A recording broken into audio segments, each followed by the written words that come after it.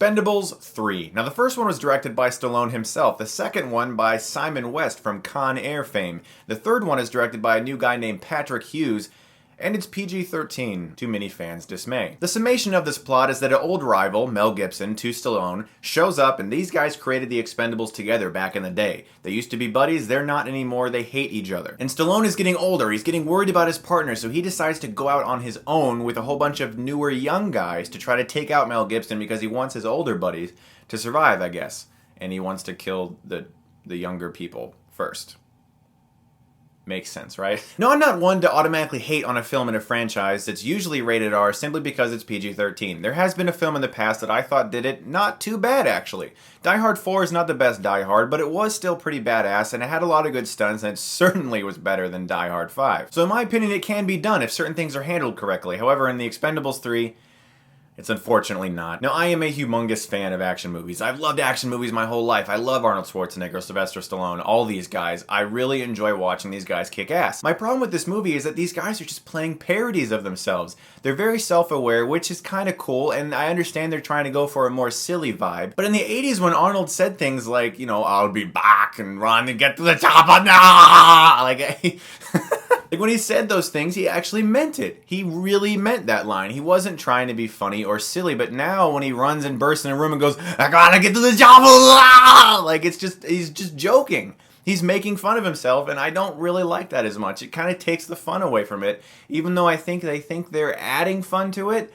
I like when they just play a character, when they're not just playing a parody of who they actually are as actors or performers. Like in the second one, when Bruce Willis just goes, I'll be back. You've been back enough. And then Arnold's like, yippee-ki-yay. I'm like, oh my gosh, did you guys just happen to watch Die Hard and Terminator off camera and now you're just gonna quote your lines?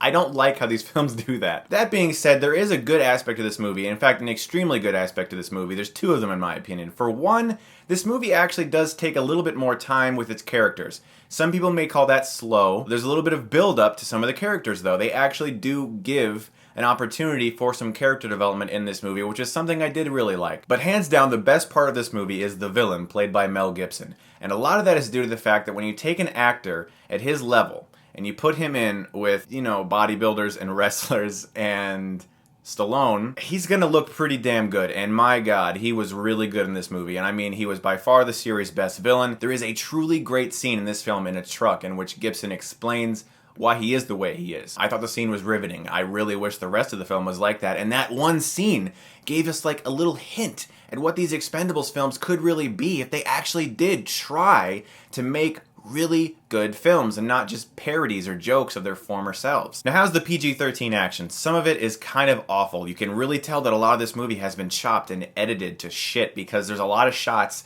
that just seem like they're there for a split second where you see some guy fall down and you feel like they just completely cut out the first second that was a blood, you know, explosion out of his chest or whatever. They just cut that out and now he's on the ground. A lot of the stuff that looks like it was blood seems to have been digitally altered to look like dust or mist. And that's one of my biggest complaints with this movie, is that it looks like the entire film was actually shot to be rated R, but now there's all this CGI patchwork everywhere to kind of cover up the things that would make it rated R. Antonio Banderas in this film is on a level of, oh my gosh, he might be Jar Jar Binks and or he might be funny. I think it's a 50-50 split whether you're going to go to this movie and think Antonio Banderas is annoying as hell or if you're going to like him. I've always liked Antonio Banderas, but in this film, he kind of rides that fence where you just, if he falls one way, he's officially the Jar Jar Binks of this movie. Harrison Ford, I think, is a very good replacement over what Bruce Willis was giving to the movie because Harrison Ford actually looks like he's actually giving somewhat of a performance in this film, so that's pretty cool. But for the most part, this film just seems like an attempt to finally make some money by making it PG-13, and by sidelining some of the characters and focusing more on other characters that we don't really care about, it kind of ruined the movie as well. But they need to stop doing these parody things. If you're gonna make a good Expendables movie, just take these people,